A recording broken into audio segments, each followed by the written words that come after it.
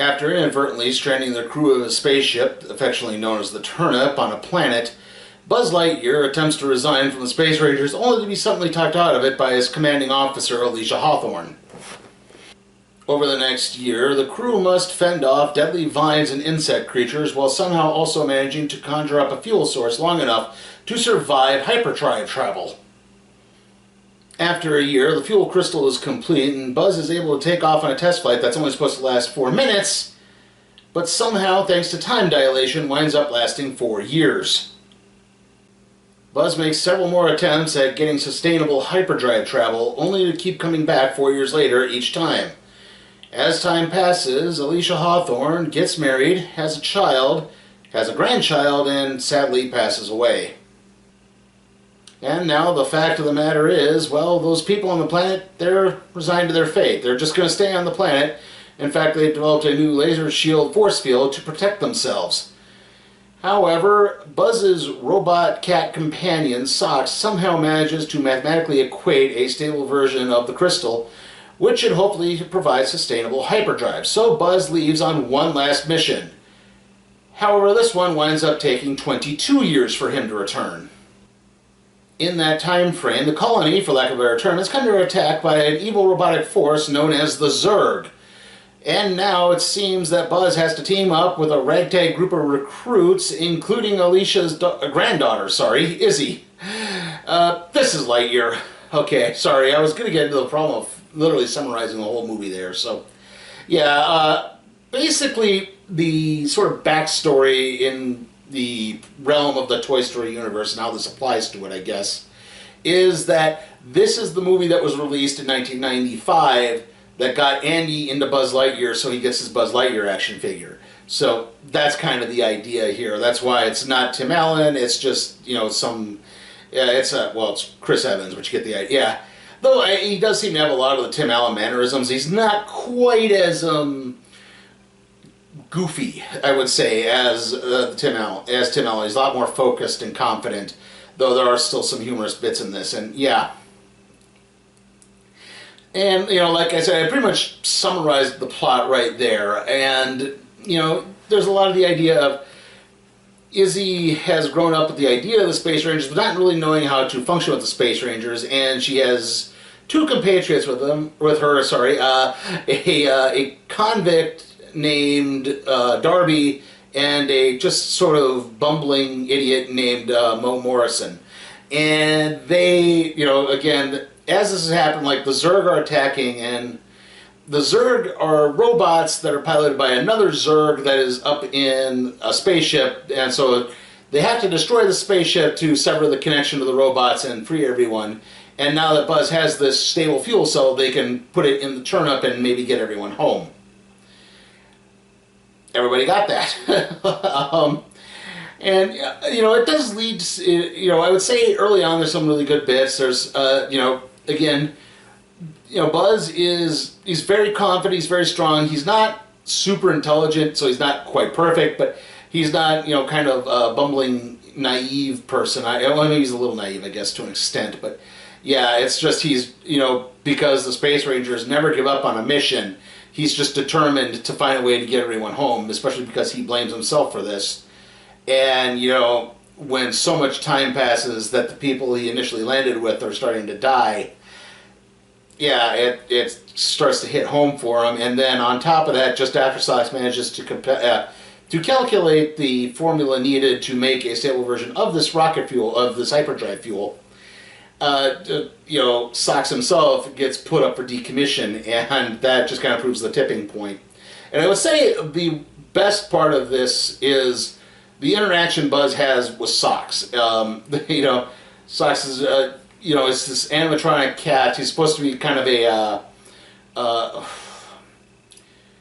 what are they called? Security blanket animal type thing. And, you know, again, to help Buzz deal with the stress that he's missing so much of these people's, like, again, he's vanishing for just a few minutes, but, you know, he's really vanishing for years because of time dilation. The faster you go, the slower time moves for you than to the relative outside world. That's what time dilation is in a very, very nutshell. And so, like I said, yeah, and it does lead to some good action sequences, and like I said, it's him and Sox, and then when he comes to the 20 years ahead future, and they see Zurg is attacking, and he is trying to get. He finds out that they have this. That Izzy and her compatriots have this plan, but they're so green. They're just completely inexperienced. They don't know what they're doing. And it's like, I should really be the only one to do this, and I have to do this on my own because that's about the only way it's going to work. And the problem is they just keep following along and goofing up. And part of the idea is Buzz had such a great relationship with Alicia Hawthorne that Izzy is trying to replicate it, even getting as far as to try to constantly complete Buzz's thoughts, but she's completely jumping to the wrong conclusion each time.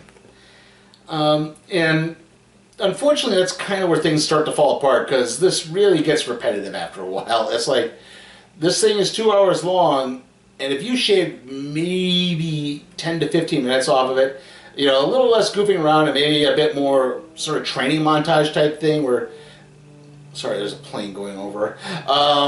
Anyway, the training montage type thing where it's like they're showing some improvement, reminding everyone of what's going on. So that way it won't take too long. That's called a montage. That's the type of thing I think that would have, really benefited this a lot. Instead, it's just more kind of trial and error, trial and error, trial and error, trial and error, trial and error.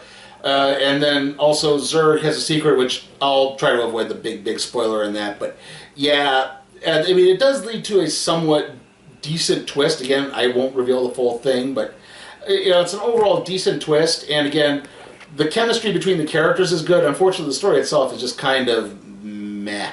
Maybe this was actually had come out in 1995. It would be a really fun, rollicking sci-fi adventure, but in the wake of the MCU and the new Star Wars movies, and even stuff like, say, Valerian or Dune, it's like there's better sci-fi adventure stories out there than this.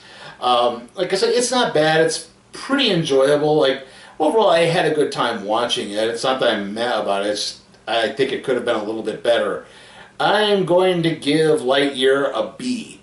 Like I said, it's probably, I think maybe it was a little too hard on it. Like I said, the chemistry between the characters carries the film more than the story itself does.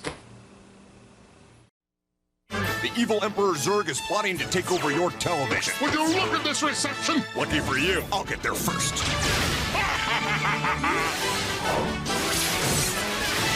Hit 'em hard and fast, team. Disney and Pixar present Buzz Lightyear of Star Command, the TV series. Buzz. To infinity and beyond. Now on Disney's One Saturday morning on ABC.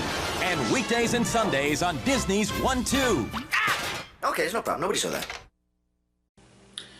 Alright, trailer time, and I guess with these few weeks we've had off, we've allowed for some new trailers to hit, so I guess we've had that going for us. Our first one is Marcel, the Shell with Shoes On, an animated feature about a seashell that somehow gets separated from its family and outside of its grandmother, and so becomes a viral sensation. Yeah, it looked very unique, but I don't know how many of the audience were really into it. It looks like one of those, you are really going to love that movie or you're really going to hate it type deals. After that, we had Paws of Fury, the legend of Paws of Fury, Kung Fu Panda knockoff, basically, because that's just what it looked like. Yeah, nothing really spectacular there. Then we had Strange World. That's the new that's the next Disney animated feature that's coming on Thanksgiving. We had Thor: Love and Thunder. This was actually the new Thor trailer that dropped a couple weeks ago. Finally, we didn't just get the same one over again. We had League of Super Pets again, and then rounding things off, we had Minions: Rise of Gru again.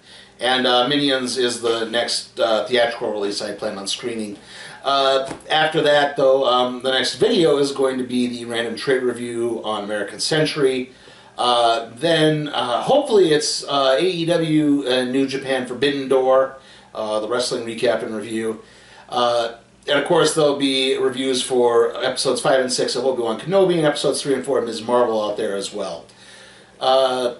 So yeah, right now, the plan for July is Minions: Rise of Gru, Thor: Love and Thunder. Nope. And maybe if I can squeeze it in, League of Super Pets. I can't guarantee that last one, okay? So, yeah, that should be the schedule for next month at least. See you all next time.